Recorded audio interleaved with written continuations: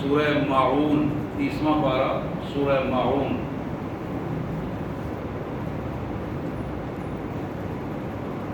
مکہ مکرمہ میں نازل ہونے والی یہ بڑی خوبصورت موضوع پر مشتمل سورہ مبارک۔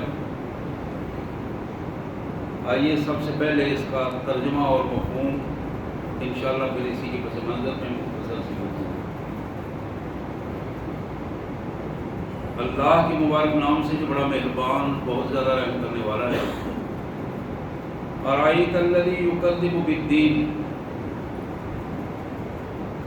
کیا دیکھا تو نے اس شخص کو جو اللہ کے دین کو جھٹلانے کی کوشش کر رہا ہے؟ تمہیں معلوم ہے اس شخص کا جو شخص اللہ کے دین کو، اللہ کے قانون کو، اللہ کے دیے ہوئے ضابطے کو، نظام زندگی کو تاراج کرنے کی کوشش کر رہا ہے، اس کے راستے میں رکاوٹ بن رہا ہے، بظاہر اس کو مان رہا ہے لیکن عملی طور پر اس سے روگردانی کر رہا ہے۔ ارأیت الذی یکذب بالدین فذلک الذی یدعو الیتیم،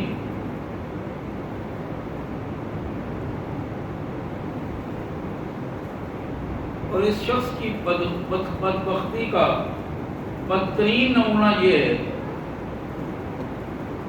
کہ یہ اپنے رویے سے یتیم کو دھکے دے کر نکال دیتا ہے۔ یدعو الیتیم، اس کا رویہ یہ ہے اپنے رشتہ دار یتیم کو، دور کے یتیم کو اپنے بدترین رویوں سے اپنے سے یہ دور کر دیتا ہے۔ ولا یحض علی طعام المسکین، اس بندے کا بے دینی کا دوسرا رویہ یہ ہے، یہ مسکین سے نفرت کرتا ہے، مسکینوں کے ساتھ کبھی بیٹھ کر کھانا کھانا پسند نہیں کرتا، کبھی ان کو اپنے دسترخوان پر اپنے ساتھ کھانے کی دعوت نہیں دیتا۔ ولا یحض علی طعام المسکین، یہ بندہ سٹیٹس کو کا مدعی ہے، مرتبے کو پسند کرتا ہے، جھوٹی بنائی ہوئی خود ساکھ کو پسند کرتا ہے۔ ولا یحض علی طعام المسکین، اس کا تیسرا بدترین رویہ یہ ہے فویل للمصلین، بس ہلاکت ہے، تباہی ہے ان نمازیوں کے لیے، دین کو مانتے ہیں، نماز پڑھتے ہیں، نمازیوں کے لیے ہلاکت کا رویہ یہ ہے الذین ھم عن صلاتہم ساہون، کہ وہ اپنی نمازوں میں سستی کا شکار ہوتے ہیں، غفلت کا شکار ہوتے ہیں، نمازوں کی ترجیح ان کے پاس نہیں ہوتی۔ الذین ھم عن صلاتہم ساہون، ایسے بے دین رویہ رکھنے والے لوگوں کی حالت یہ ہے کہ وہ نماز پڑھتے ہیں لیکن نمازوں کے رویے میں سستی کا شکار ہیں، نماز ان کی ترجیح نہیں ہے، دکھاوا ہے، عادت ہے، ترجیح نہیں ہے، اخلاص نہیں ہے نماز میں۔ الذین ھم یراؤون، دینداری کا جو رویہ بھی ان میں نظر آتا ہے وہ سارا کا سارا ریاکاری کا رویہ ہے، دکھاوے کا رویہ ہے۔ وَيَمْنَعُونَ الْمَاعُونَ وَيَمْنَعُونَ الْمَاعُونَ، اور معاشرے میں رہتے ہوئے، گلی محلے میں رہتے ہوئے، وہاں معمولی چیزیں جو اس گھر کے استعمال کی معمولی چیزیں ہیں وہ بھی ایک دوسرے کو عاریتاً دینے کے لیے تیار نہیں ہوتے۔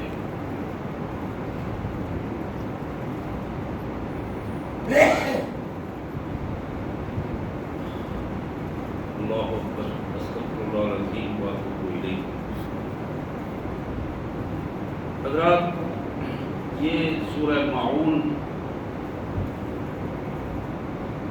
30ویں پارے کی بڑی اہم صورت، جس میں ہم اکثر نمازوں میں اپنے ائمہ کرام سے سنتے رہتے ہیں اور خود بھی پڑھتے ہیں اپنی نمازوں میں. ہمیں یہ اندازہ رہنا چاہیے کہ اللہ تعالیٰ اس صورت میں ہم سے کیا خطاب فرما رہے ہیں، کس چیز کی طرف احساس دلا رہے ہیں. عمومی طور پر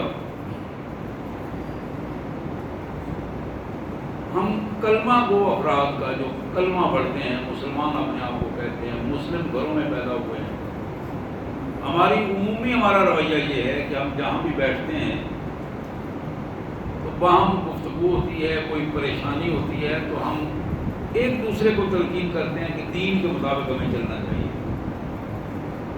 دین کے قریب. ہم دین سے دور ہو گئے، اس لیے ہمارے ساتھ یہ ہو رہا ہے.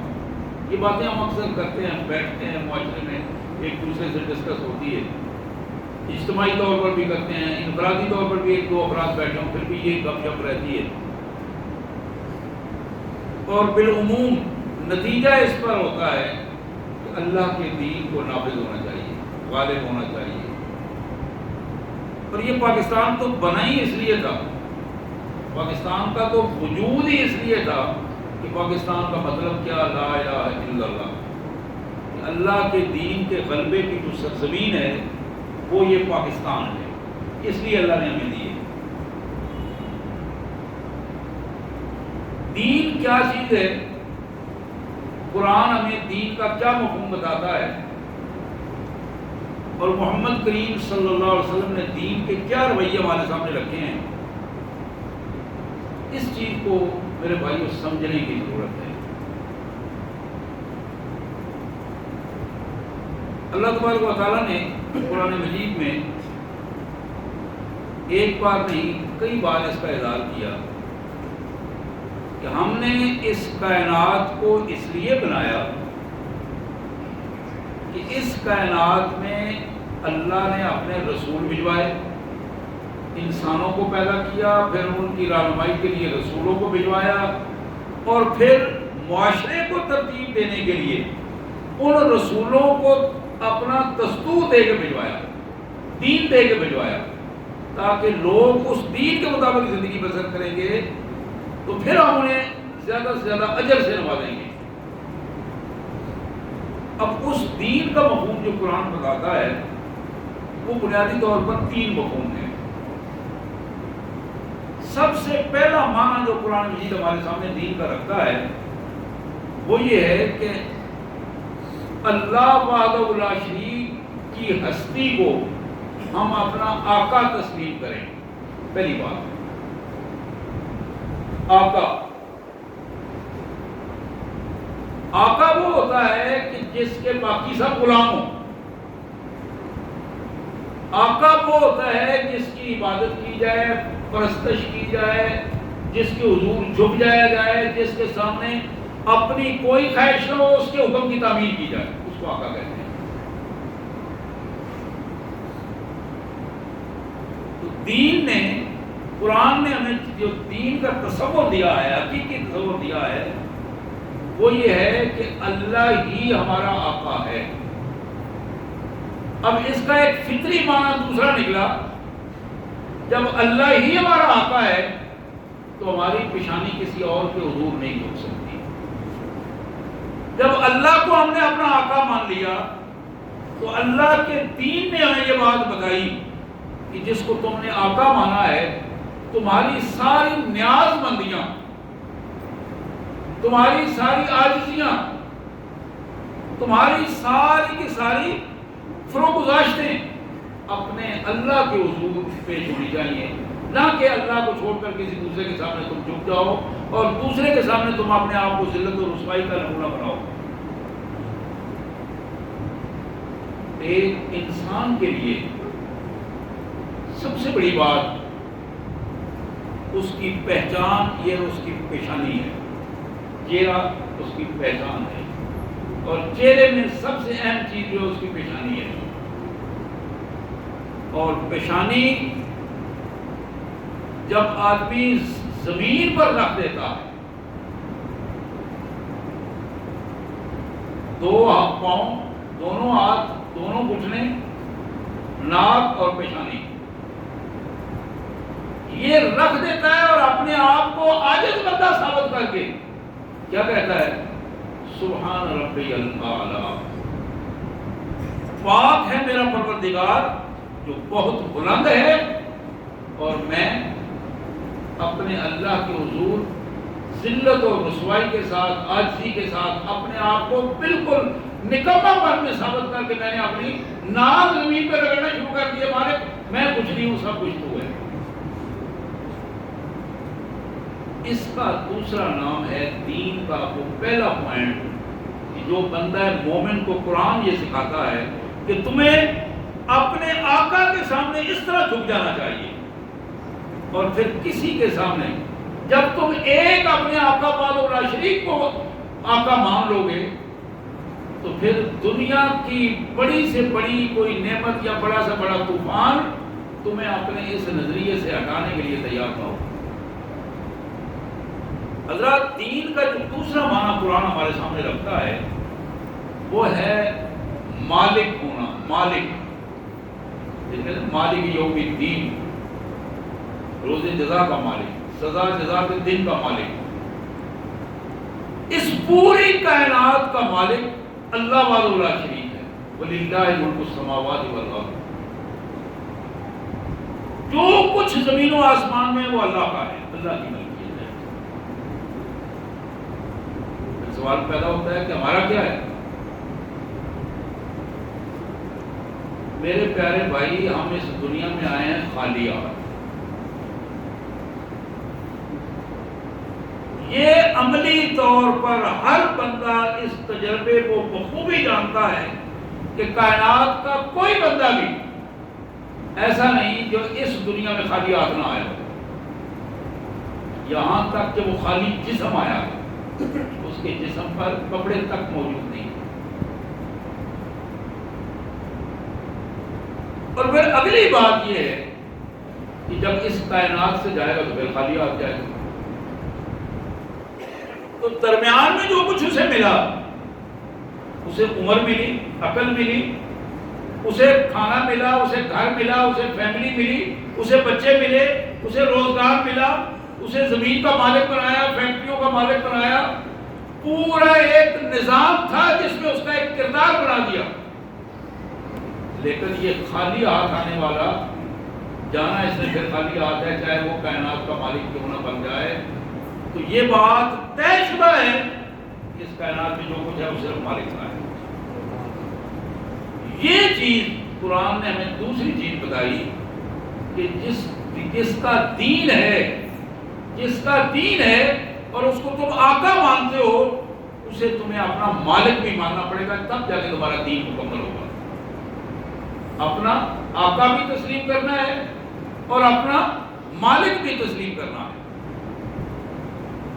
میرے پیارے بھائیوں، قرآن نے جو تیسرا دین کا معنی ہمارے سامنے رکھا ہے اس پہلے پوائنٹ میں، وہ ہے اللہ کو حاکم تسلیم کرنا۔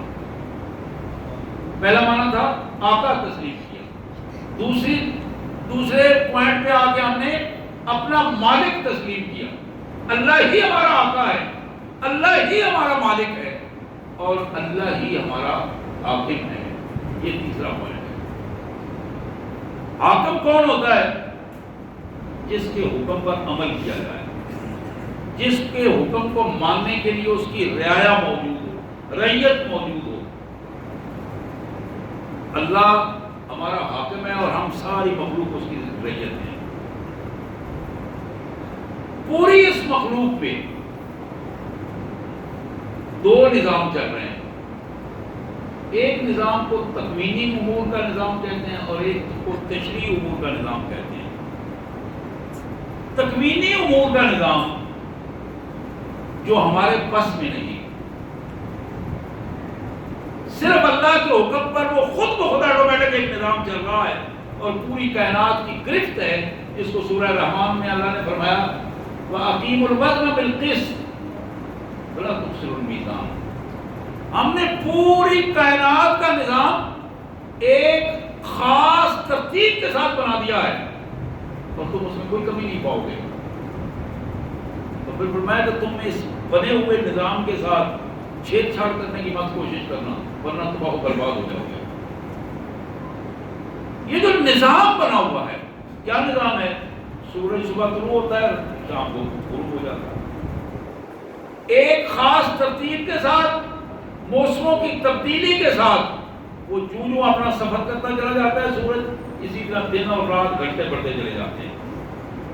اسی طرح سورج کے ساتھ چاند کا سفر ہے وہ اپنی ترتیب کے ساتھ کرتا ہے سفر. سورج چاند اور پھر باقی ستاروں کا سفر ہے وہ اپنے اپنی ترتیب کے ساتھ. اور ہمارے زمین جو سیارے کے طور پر اپنے مدار میں بھی گھوم رہی ہے اور سورج کے مدار میں بھی گھوم رہی ہے.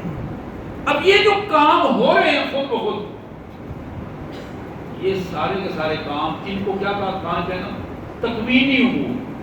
کائنات کے جو سسٹم ہے اس سسٹم میں جو کام چل رہا ہے وہ اللہ کے حکم سے خود بخود چل رہا ہے.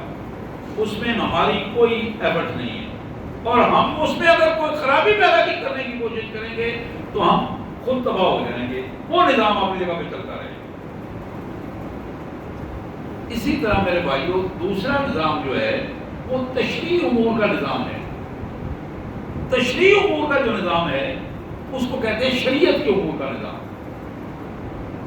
یعنی ہمیں راستہ دکھا دیا گیا, اس کی اچھائی برائی بتا دی گئی اور بتایا گیا کہ یہ دو راستے ہیں وَهَدَيْنَاهُ النَّجْدَيْنِ, دو راستے ہیں, اس پہ چلو گے تو جنت میں چلے جاؤ گے, اس پہ چلو گے تو جہنم میں چلے جاؤ گے.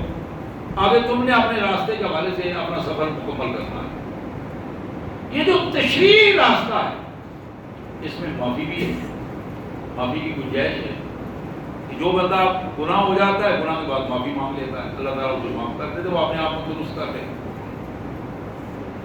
اس تشریعی امور میں تشریعی نظام میں جو بندہ اپنے آپ کو جتنا تبدیل کر لیتا ہے اتنا زیادہ وہ اللہ کے قریب ہو جاتا ہے. لیکن تکوینی امور میں یہ کام نہیں ہوتا. وہاں دو اور دو چار کے حوالے سے ہے اور وہ کیا ہے؟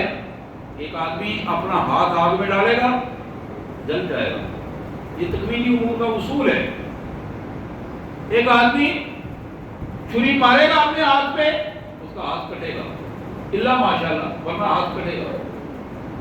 الا ماشاءاللہ میں نے اس لیے کہا کہ کچھ وقت ایسے ہوتے ہیں کہ کائنات کا مالک چھری کو بھی حکم دے دیتا ہے کہ آپ نہیں, جس طرح حضرت اسماعیل علیہ السلام کے واقعے میں اللہ نے حکم دے دیا. اب وہ ایک اسپیشل کیس ہوتے ہیں, لیکن چھری کا کام کاٹنا ہے, آگ کا کام جلانا ہے.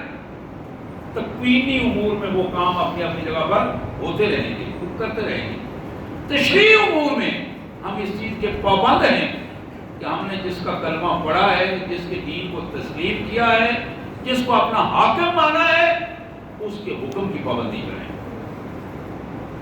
حضرات یہ جو پہلے پوائنٹ میں نے 3 معنی کا ذکر کیا ہے دین کے حوالے سے, یہ قرآن نے ہمیں تینوں معنی بتائے ہیں اور ساتھ یہ بتایا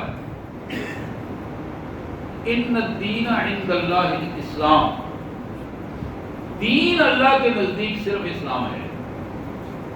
یعنی زندگی گزارنے کا جو طریقہ اللہ نے دیا وہ صرف اور صرف اسلام ہے. اس کے علاوہ کوئی طریقہ اگر آئے گا تو اس کو تسلیم نہیں کیا جائے گا. وَمَن يَبْتَغِ غَيْرَ الْإِسْلَامِ دِينًا فَلَن يُقْبَلَ مِنْهُ, اللہ اسے تسلیم نہیں کرے گا اگر اسلام کے علاوہ کوئی دین لے کے آئے. تو حضرات اس انداز میں جب ہم مکمل طور پر دین کو سمجھ گئے تو دین میں ہمیں اپنے اللہ کو اپنا آقا ماننا ہے اور اس کی عبادت کرنی ہے, اپنے اللہ کو اپنا مالک تسلیم کرنا ہے اور اپنے آپ کو اس کے کنٹرول میں دینا ہے اور خود امانت کے طور پر ان چیزوں کو استعمال کرنا ہے. اپنے جسم کو, زندگی کو, اللہ کی دی ہوئی نعمتوں کو امانت کے طور پر استعمال کرنا ہے. اصل چیزیں وہ مالک کی ہیں, ہمارا وجود بھی اپنا نہیں ہے. اسی طرح ہم نے اپنے اللہ کو حاکم تسلیم کرنا ہے. ہمارے ایمان کا اور دین کا یہ تقاضا ہے کہ اللہ ہی ہمارا حاکم ہو اور اس حاکم کے قانون کو ہم مان کر اپنی انفرادی اور اجتماعی زندگی میں اس قانون کے مطابق اپنی زندگی گزاریں. اب اس کو میں تھوڑی سی اور تفصیل سے آپ بھائیوں سے عرض کروں گا. دین کا ایک معنی جو قرآن ہمیں بتاتا ہے وہ ہے کہ جس کو ہم نے اپنا آقا مانا، مالک مانا، حاکم مانا، اس کے حضور جواب دہی کا دن جو مقرر ہے، اس دن جو جواب دہی ہوگی اس کا نام بھی دین ہے، جس کو مالک یوم الدین ہم کہتے ہیں، روز جزا کا دن. اب یہ اللہ کے حضور جواب دہی کا احساس جو ہے، اللہ نے فرمایا لَتُسْأَلُنَّ يَوْمَئِذٍ عَنِ النَّعِيمِ. یہ ممکن نہیں ہے کہ ہم کسی سے نہ پوچھیں. ہم نے طے کر دیا ہے کہ ہر فرد سے اس کی دی ہوئی جو ہماری نعمتیں جو وہ استعمال کر رہا ہے اس کے ایک ایک نعمت کے بارے میں ہم اس سے پوچھیں گے اور سوال کریں گے اس نعمت کو اس نے حق ادا کیا یا نہیں کیا، اس نعمت کو اللہ کی امانت سمجھا کہ نہیں سمجھا. اب حضرات، دین پر عمل کرنا، اپنے آپ کو اپنے اللہ کے حضور دیندار ثابت کرنا، اس کے دو رویے ہیں. ایک رویہ یہ ہے کہ ہم انفرادی طور پر دیندار بن جائیں، انفرادی طور پر دیندار، ہمارے رویے دینداری کے رویے. دوسرا اجتماعی طور پر دیندار بننا، اجتماعیت کو دین والا بنا دینا. ہمارے گھر، ہمارے ادارے، ہمارا ملک، ہماری کچہری، ہمارے بازار، ہماری سڑکیں، ہمارے پورا علاقہ دین کا ایک نمونہ بن جائے، ایک وہ ہو گیا. حضرات بالکل اسی انداز میں سادہ سی بات ہے، ایک دیندار آدمی کا رویہ اور ایک بے دین آدمی کا رویہ بالکل الگ الگ رویہ ہے. بے دین اور دیندار آدمی کا رویہ بالکل الگ ہے. آپ اس کی یوں مثال لیں کہ ایک آدمی صبح اٹھتا ہے، ہر روز رات سو کر ہر انسان اس نے اٹھنا ہے صبح. کوئی فرق اسے احساس ہے کہ میرے آقا کی عبادت کا ٹائم ہو گیا، اللہ اکبر کی آواز آئی. رات سوتے وقت اس کو احساس ہے، اس نے الارم لگا کے وہ سویا، کوشش کر کے سویا، گھر والوں کو کہہ کے سویا کہ مجھے صبح نماز کے لیے اٹھانا ہے، مجھے نہ جاگا ہے پھر بھی اٹھانا ہے. یہ فکر ہے اسے. کس چیز کی فکر ہے؟ کہ میں نے اپنے آقا کے حضور حاضری دینی ہے. اب اس کیفیت میں یہ بندہ یوں ہی صبح اٹھتا ہے، اس کی دینداری کا جو تقاضا ہے، پہلا رویہ یہ ہے، اس کی زبان سے نکلتا ہے الحمدللہ، الحمدللہ الذی احیانی بعد ما اماتنی والیہ النشور. میں اپنے اللہ کا شکر ادا کرتا ہوں، میں اللہ کی تعریف کرتا ہوں، میرے مالک کی تعریف ہے کہ جس نے مجھے موت کے بعد دوبارہ زندگی عطا کی. الحمدللہ الذی احیانی بعد ما اماتنی، موت کے بعد دوبارہ مجھے زندگی عطا کی. اس اللہ کی تعریف ہے، اس کا شکر ہے. اس نے دوبارہ مجھے یہ نعمتیں بھی عطا کی، زندگی بھی عطا کی. اور حقیقت تو یہ ہے کہ میں کل بھی اسی کو حضور پیش ہوں گا، وہی نہیں النشور. حضرات، اس رویے کے ساتھ بندہ اٹھتا ہے، اللہ کی تعریف بیان کرتا ہے. اب اس کے بالکل برعکس ایک بندہ بے دین ہے، اس کو اس کی فکر نہیں، آقا کی پہچان نہیں، دین کا مفہوم اس کے ذہن میں نہیں. وہ اٹھتا ہے، جمائیاں لے رہا ہے، منہ سے ادھر ادھر کی آوازیں نکال رہا ہے، اٹھانے والے اسے اٹھ رہے ہیں، کوئی ان کو گالیاں دے رہا ہے، کوئی اس کو گالیاں دے رہا ہے. اٹھنے کا صبح کا رویہ جو ہے صبح اس انداز میں ہو رہی ہے. کئی گھروں میں آپ نے یہ سنا ہوگا، گلی میں گزرتے ہوئے ایسے بھی لوگ ایک دوسرے کو اٹھاتے ہیں. سورج چڑھا ہوتا ہے، بڑے اٹھا رہے ہیں، اٹھانے والے اس کو گالیاں دے رہے ہیں اور وہ اس کو گالیاں دے رہا ہے جواب میں. یہ تجربے آپ نے کئی دفعہ سنے دیکھے ہوں گے. یہ بے دینی کے رویے ہیں. یہ ان گھروں کے رویے ہیں جہاں کلمہ تو پڑھا جاتا ہے، اپنے آپ کو مسلمان کہا جاتا ہے، لیکن رویے دین کے نہیں بن پاتے. تو دین کا انفرادی رویہ وہ اس کی پہچان ہی ہوتی ہے کہ بندے کے صبح کا آغاز کس طرح ہوگا. صبح وہ شیطان کی طرح سویا رہتا ہے یا رحمان کے بندے کی طرح اپنے اللہ کے حضور حاضری کے لیے پیش ہو جاتا ہے. یہ پہلی چیز ہے، پہلا فرق ہے اس کے دیندار اور بے دین ہونے کا. اور پھر یہی شخص جب اٹھتا ہے، اٹھ کر واش روم جاتا ہے، بیت الخلا جانا ہے اسے. ایک بے دین اور دیندار بندے میں فرق یہ ہے کہ دیندار بندہ اس بیت الخلا کے باہر کھڑا ہو جاتا، رک جاتا، رک کر پھر اللہ سے رابطہ کرتا ہے، پھر درخواست کرتا ہے اللہم انی اعوذ بک من الخبث والخبائث. ضروری نہیں کہ اسے یہ عربی کے الفاظ آتے ہوں، لیکن یہ مفہوم ضرور اسے ادا کرنا چاہیے، یہ دعا ضرور مانگنی چاہیے. یہ الفاظ نہ بھی یاد ہوں تو یہ کہہ دینا چاہیے. اسی طرح جس طرح اس نے بستر سے اٹھتے ہوئے یہ الفاظ کہے تھے کہ میرے مالک کا شکر میں اپنے مالک کا ادا کرتا ہوں، اس کی تعریف ہے جس نے مجھے موت کے بعد زندگی عطا کی اور کل پھر میں نے جانا ہے. یہ الفاظ اپنی زبان میں کہہ دے، پھر بھی اس کا دین کا تقاضا پورا ہو جائے گا.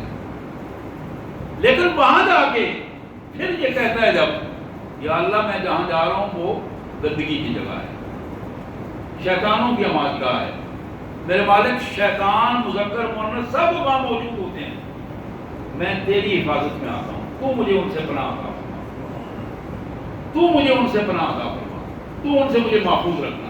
اللہم انی اعوذ بک من الخبث والخبائث. اب وہ اپنے حاجات سے فارغ ہو کر جب باہر نکلتا ہے تو پھر بھی اسی کیفیت میں وہاں رک جاتا ہے باہر آ کے، اور پھر کیا کرتا ہے؟ پھر مالک سے رابطہ کرتا ہے. یا اللہ تیرا شکر ہے، غفرانہ کا تیری بخشش مجھے حاصل ہو گئی ہے، تیری مہربانیاں عنایات حاصل ہوئی ہیں. الحمدللہ الذی اذھب عنی العذاب وعافانی. میں شکر ادا کرتا ہوں، اللہ کی تعریف بیان کرتا ہوں جس نے گندگی کو مجھ سے دور کر دیا اور مجھے پاک صاف کر کے سکون عطا فرمایا.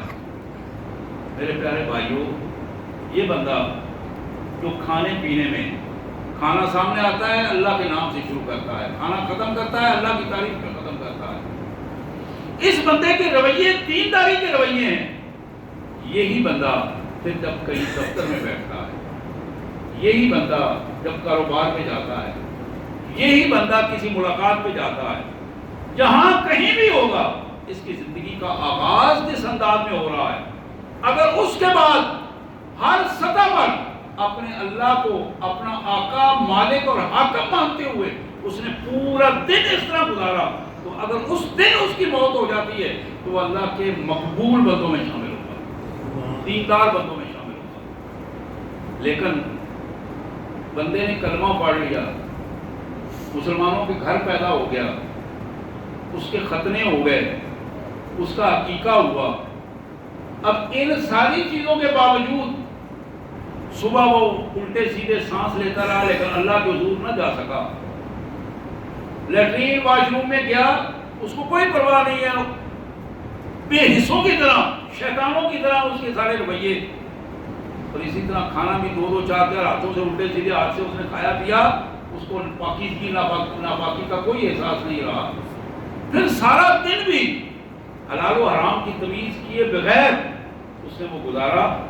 حضرات نتیجہ یہ ہے کہ مسلمان باپ کا بچہ ہو کر، مسلمان ماں کا بچہ ہو کر، مسلمان نام رکھنے کے باوجود، مسلم فیملی میں پیدا ہونے کے باوجود اس کے رویے بے دینوں والے، کافروں والے اور نافرمانوں والے رویے ہوں گے. جو لا الہ الا اللہ پڑھ کر بھی نہ اس نے اللہ کو اپنا آقا مانا، نہ محمد رسول اللہ کو اپنا رسول مانا، نہ اس نے اللہ کے دین پر عمل کیا، نہ محمد رسول اللہ کی شریعت پر اس نے عمل کیا. حضرات یہ رویے جس کو اسلام بار بار ہمارے سامنے رکھتا ہے، اور ہم اس زندگی میں آ کر بعض اوقات خوشحالی میں اپنے اللہ کو بھول جاتے ہیں اور بعض اوقات غریبی میں آ کر اللہ کو بھول جاتے ہیں. اور وہ بندہ جو غربت میں اللہ کو بھولتا ہے وہ زیادہ بدترین ہے اس بندے سے جو خوشحالی میں اللہ کو بھول رہا ہے، جس کو اللہ نے آزمائش میں رکھا ہے، اس آزمائش میں بھی وہ اللہ کو اگر پہچان نہیں رہا، اپنے اللہ کو جان نہیں رہا، تو وہ زیادہ بدبخت ہے۔ میرے پیارے بھائیوں، آج کی ہماری جو گفتگو ہے، آج کی جو بات ہم سمجھنا چاہتے ہیں کہ یہ مختصر سی جو زندگی ہے، کتنے لوگ ہیں جو ہمارے بزرگ تھے اور آج ہمیں نظر نہیں آ رہے، آج ہمیں نظر نہیں آ رہے، مجھے میرے ماں باپ نظر نہیں آ رہے، مجھے ان کے ماں باپ نظر نہیں آ رہے، میرے والدین، میرے دادا پردادا، نانا نانی، مجھے اپنی فیملی میں نظر نہیں، اسی طرح آپ کو بھی بہت سارے اپنے بزرگ نظر نہیں آ رہے۔ اس کا مطلب ہے کہ کل میں نے بھی نظر نہیں آنا، کل ہمارے آنے والے بھی یہی سوچیں گے وہ ایک ہوتا تھا، پھر ایک وقت آتا ہے کہ اس کا نام بھی بھول جاتا ہے، پھر اس کی عادات بھی بھول جاتی ہے، ایک وقت ہوتا ہے کہ اس کی صرف باتیں رہ جاتی ہیں، ایک وقت ہوتا ہے کہ ابا جی بہت یاد آتے ہیں، بہت ہوتے ہیں تو بندہ ہر روز قبرستان چلا جاتا ہے دعا کرنے کے لیے، ہر روز وہاں پہنچا ہوتا ہے۔ میں نے دیکھا کئی لوگ یاسین حافظ وہ روزانہ قبرستان جاتے ہیں، روزانہ جا کے وہاں دعا کرتے ہیں اور ایک تعلق کا اظہار کرتے ہیں کہ باپ کے ساتھ ایک تعلق ہے، میں دعا کے لیے وہاں پہنچ رہا ہوں۔ پھر ایک وقت آتا ہے کہ وہ روزانہ کے بجائے پھر جمعے کو جانا شروع ہو جاتے ہیں، پھر وہ جمعہ بھی پھر مہینے میں آ جاتا ہے، پھر مہینہ بھی عیدوں پہ آ جاتا ہے، اور پھر عیدیں بھی محرم پہ آ جاتی ہیں، اور آہستہ آہستہ وہ قبرستان گیا، کئی سال 2 سال بعد وہ 5-10 روپے 100 روپے کے پھول لیے قبر میں ڈالے اور مطمئن ہو گیا کہ ہمارا تعلق قائم ہو گیا ہے، میں نے اپنے ابو کو یاد کر لیا، امی کو یاد کر لیا ہے۔ میرے بھائی، قرآن نے اس زندگی کی جو مثال ہمارے سامنے رکھی ہے، اللہ فرماتے ہیں تمہاری مثال اس طرح ہے جس طرح زمین میں ایک بیج ڈالا جائے، بیج سے کومپل چھوٹی سی اٹھی، وہ کومپل جو ہے پودا پہ اس تنے پہ کھڑا ہو گیا، پھر وہ فصل بنی، فصل پک گئی، اس فصل کے پکنے کے بعد اس کو کاٹ دیا گیا، اور کاٹ کے وہ پھر آٹے کی صورت میں پیٹوں میں چلی گئی اور پھر نالیوں میں چلی گئی۔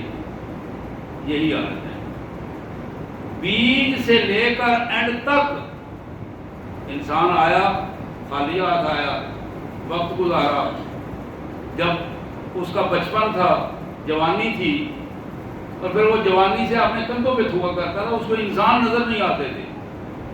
ہوتا ہے نا جیسے کبھی کبھی بندہ جب اللہ اس کو طاقت دیتا ہے، جسمانی قوت ہوتی ہے، مالی قوت ہوتی ہے، سٹیٹس ملتا ہے، پھر وہ انسانوں کو انسان نہیں سمجھتا۔ یہ حالات بھی ہر بندے پہ کسی نہ کسی صورت میں گزرتے ہیں، لیکن جو دیندار لوگ ہیں وہ کبھی بھی ان حالات سے دوچار نہیں ہوتے۔ جتنا زیادہ اللہ کا ان پر مہربانی اور رحم اور اللہ کی رحمتیں ہوتی ہیں، اتنا زیادہ وہ اللہ کے حضور جھکتے چلے جاتے ہیں۔ یہ بالکل وہی بات ہے، محمد کریم رحمت للعالمین سید عالم صلی اللہ علیہ وسلم سے پوچھا گیا کہ حضور آپ ساری رات کھڑے رہتے ہیں،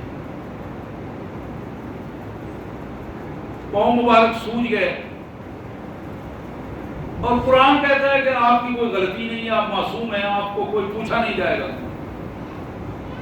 وہ پھر اللہ ما تقدم من ذنبک وما تأخر، اللہ نے امام المعصومین بنا دیا ہے، تو آپ پھر بھی اتنی محنت اور اتنی سارا دن لوگوں کے سامنے دعوت لے کر پھرتے ہیں، اور رات بھر پھر اللہ کی حضور، اور آخر میں ایک جملہ فرمایا کرتے تھے، ما عبدناک حق عبادت کا، مالک جو تیری عبادت کا حق ادا ہونا چاہیے تھا وہ ہم نہیں پورا کر سکے، میں نہیں پورا کر سکا۔ تو پوچھنے والے نے جب پوچھا تو جواب یہ آیا، افلا اکون عبدا شکورا، کیا میں اللہ کا شکر گزار بندہ نہ بنوں؟ ذرا غور کیجیے میرے بھائیوں، کیا میں اللہ کا شکر گزار بندہ نہ بنوں؟ اس کی کتنی نعمتیں ہیں، بے شمار اور بے پایا نعمتیں ہیں، میں تو اس دنیا میں خالی ہاتھ آیا تھا، اس نے سب کچھ مجھے عطا کر دیا ہے، تو کیا اس کا میں شکر گزار بندہ نہ بنوں؟ ہمیں اس پر غور کرنا ہے۔ ہم اللہ کی کتنے شکر گزار بنتے ہیں، اپنے زبان سے اللہ کی کتنی ناشکری کرتے ہیں۔ جب ہم دوسروں کو نیچا دکھا رہے ہوتے ہیں تو اللہ کی ناشکری کر رہے ہوتے ہیں، جب ہم دوسرے کو گالی نکال رہے ہوتے ہیں تو اللہ کی ناشکری کا اظہار کر رہے ہوتے ہیں، جب ہمارا ہاتھ قلم دوسرے پر ظلم کر رہا ہوتا ہے تو اللہ کی ناشکری کر رہے ہوتے ہیں۔ ہمارے ہاتھوں، پاؤں، شرمگاہوں کے رویے، نظروں کے رویے، زبان کے رویے، ایک ایک چیز شمار ہو رہی ہے، کاؤنٹ ہو رہی ہے، ریکارڈ بن رہا ہے، اور ایک ایک چیز اللہ کے ہاں بطور گواہ پیش ہوگی، اور اس کا ہمیں حساب دینا ہے۔ لَتُسْأَلُونَ يَوْمَئِذٍ عَنِ النَّعِيمِ۔ تو یہ جو دین کی بات میں کر رہا تھا، اب پھر میں پوری اپنی بات کو سمیٹ کر وہاں لاؤں گا کہ میرے پیارے بھائیوں، میری پیاری بہنوں، اللہ تبارک و تعالیٰ ہمیں اپنے بندوں میں، خاص بندوں میں شامل فرمائے۔ اس پہ غور کرو کہ آج اگر میری یا آپ کی موت آ جائے، آپ میں سے ذرا مرنا تو ہے نا کہ ہر روز کوئی نہ کوئی اعلان ہو رہا ہوتا ہے، تو ہم یہ تجزیہ کریں پہلے جانے سے کہ ہم اللہ کے شکر گزار بنتے ہیں یا نہ شکر بنتے ہیں۔ جو شخص اللہ کا شکر گزار ہے اس کا رویہ عاجزانہ ہوتا ہے، وہ اللہ کو اپنا آقا سمجھتا ہے اور خود غلام بن جاتا ہے، اللہ کو اپنا مالک سمجھتا ہے اور اس کی ملکیت میں اپنے آپ کو دیانتداری سے، امانتداری سے اس رویے کو لے کے چلتا ہے۔ جو شخص دیندار بنتا ہے وہ اللہ کو اپنا حاکم مانتا ہے اور اللہ کے قانون کو توڑتا نہیں، بلکہ اس کے قانون کا فرمانبردار بن کر اپنے آپ کو اللہ کے قانون کا فرمانبردار بناتا ہے۔ تو یہ شخص ہے جس کے اندر یہ تینوں صفات ہیں، وہ اللہ کا شکر گزار بن رہا ہے، اور یہی شکر گزاری کے رویے ہمیں محمد رسول اللہ صلی اللہ علیہ وسلم نے سکھائے ہیں۔ اور یہ شکر گزاری کے رویے جب ناشکری میں بدل جائیں تو پھر ذلت و رسوائی کا نمونہ بن جاتے ہیں۔ اللہ سے دعا ہے اللہ تبارک و تعالیٰ میں دیندار اور اپنا شکر گزار بندہ بنائے۔ وآخر دعوانا الحمد للہ رب العالمین۔